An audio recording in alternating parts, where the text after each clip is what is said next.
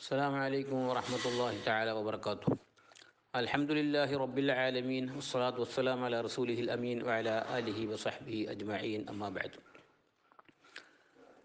വളരെ നല്ല ഒരു സംരംഭമാണ് ഈ തുടങ്ങിയിട്ടുള്ളത്. ഖുർആന് ഖിദ്മത്ത് ചെയ്യുക എന്നുള്ളത് ഏറ്റവും നല്ല ഒരു അമലാണ്. നബി സ്വല്ലല്ലാഹു അലൈഹി വസല്ലം തങ്ങൾ പറയുന്നു, ഖൈറുക്കും മൻ തഅല്ലമൽ ഖുർആന വഅല്ലമ. നിങ്ങൾ ഏറ്റവും ഉത്തമൻ ഖുർആൻ പഠിക്കുകയും പഠിപ്പിക്കുകയും ചെയ്തവരാണ് എന്ന്.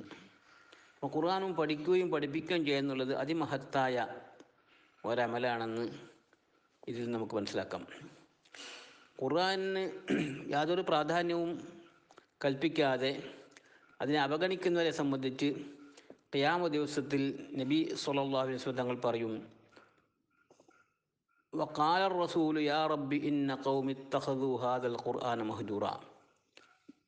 വഖാല റസൂല് ഖിയാമത്ത് ദിവസത്തിൽ പറയും, യാ റബ്ബ്, എൻ്റെ രക്ഷിതാവേ, ഇന്ന ഖൗമി ഇത്തഖദു ഹാദൽ ഖുർആന മഹ്ജൂറ, എൻ്റെ ഖൗമ് ഈ ഖുർആൻ യാതൊരു പ്രാധാന്യവും കൽപ്പിക്കാതെ അതിനെ അവഗണിച്ച് തള്ളിക്കളഞ്ഞു എന്ന് പറയും.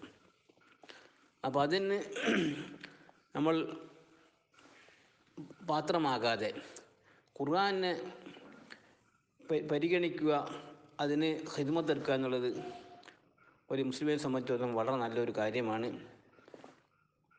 ഉഖ്റഊ മാ തയസ്സറ മിനൽ ഖുർആൻ, ഖുർആൻ നിങ്ങൾ ആകുന്നത്ര നിങ്ങൾ ഓതണം എന്നും, ഇഖ്റഉൽ ഖുർആന ഫഇന്നഹു യഅതി യൗമൽ ഖിയാമത്തി ശഫീഅൻ ലി അസ്ഹാബി, നിങ്ങൾ ഖുർആൻ പാരായണം ചെയ്യുക, കാരണം ഖുർആൻ പാരായണം ചെയ്യുന്നവർക്ക് ശുപാർശക്കായിട്ട് ആ ഖുർആൻ ഖിയാമത്ത് ദിവസത്തിൽ വരുന്നതാണ് എന്നും നബി സ്വല്ലല്ലാഹു അലൈഹി വസല്ലം പറഞ്ഞിട്ടുണ്ട്. എന്നാൽ ഖുർആൻ പാരായണം ചെയ്യുമ്പോൾ ശ്രദ്ധിക്കേണ്ട ചില കാര്യങ്ങളുണ്ട്. റത്തിലിൽ ഖുർആന തർത്തീല എന്നും പരിശുദ്ധ ഖുർആൻ കാണാം.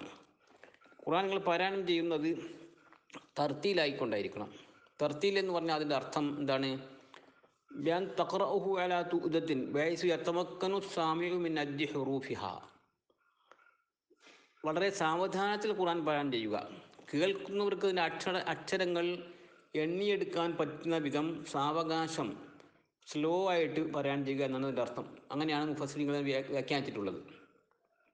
അപ്പോൾ വളരെ സ്ലോ ആയിട്ട് തജ്വീദിൻ്റെ ഖായിദകൾ പാലിച്ചുകൊണ്ട് ഖുർആൻ പാരായണം ചെയ്യുകയാണ് നാം വേണ്ടത്. അതേപ്രകാരം തന്നെ ഖുർആൻ്റെ തജ്വീദിൻ്റെ നിയമങ്ങൾ പാലിക്കാതെ പാരായണം ചെയ്യുന്നവരെ സംബന്ധിച്ച് നബി സ്വല്ലല്ലാഹു അലൈഹി വസല്ലം താക്കീത് ചെയ്തിട്ടുണ്ട്.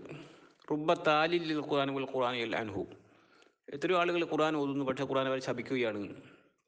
അപ്പോൾ ഖുർആൻ തജ്വീദിൻ്റെ നിയമം അനുസരിച്ചായിരിക്കണം നാം പാരായണം ചെയ്യേണ്ടത്. വല്ലഖ്ദു ബിത് തജ്വീദി ഹത്മുൻ ലാസിമു മല്ലം യുജവ്വീദുൽ ഖുർആന ആസിമു ലിഅന്നഹു ബിഹിൽ ഇലാഹു അൻസല വഹകദാ മിൻഹു ഇലൈനാ വസല.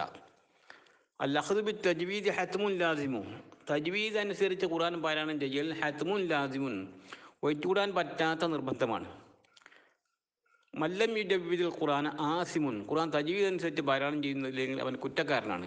എന്തുകൊണ്ട്? ലിഅന്നഹു ബിഹിൽ ഇലാഹു അൻസല, ആ തജ്വീദോട് കൂടിയാണ് അല്ലാഹു ഖുർആൻ അവതരിപ്പിച്ചത്. വഹകദാ മിൻഹു ഇലൈനാ വസല, അങ്ങനെ തജ്വീദ് പ്രകാരമാണ് ഖുർആൻ നമ്മളിലേക്ക് എത്തിച്ചേർന്നത്. അപ്പോൾ തജ്വീദ് അനുസരിച്ച് ഖുർആൻ പാരായണം ചെയ്യുക, അത് പഠിപ്പിക്കുക, അതിനുവേണ്ടി പ്രവർത്തിക്കുക, ഇതെല്ലാം ഏറ്റവും നല്ല പരലോകത്ത് പ്രതിഫലം ലഭിക്കുന്ന ഒരു പുണ്യകർമ്മമാണ് എന്നാൽ യാതൊരു സംശയമില്ല. ഇതിന് മുൻകൈയെടുത്ത് പ്രവർത്തിക്കുന്ന എല്ലാ സംഘാടകർക്കും പ്രവർത്തകർക്കും, പ്രത്യേകിച്ച് നമ്മളെ ഉസ്താദ് അഹമ്മദ് കബീർ ബാക്കവി അവർക്കും അള്ളാഹു തക്കതായ പ്രതിഫലം നൽകി അനുഗ്രഹിക്കട്ടെ എന്ന് ആത്മാർത്ഥമായ ദുആ ചെയ്യുന്നതോടുകൂടി എൻ്റെ എല്ലാവിധ ആശംസകളും ഈ സംരംഭത്തിന് നേർന്നുകൊണ്ട് ഞാൻ അവസാനിപ്പിക്കുന്നു. വആഖിറു ദഅ്വാനാ അൽഹംദുലില്ലാഹി റബ്ബിൽ ആലമീൻ. അസ്സലാമു അലൈക്കും വറഹ്മത്തുള്ളാഹി വബറകാതുഹു.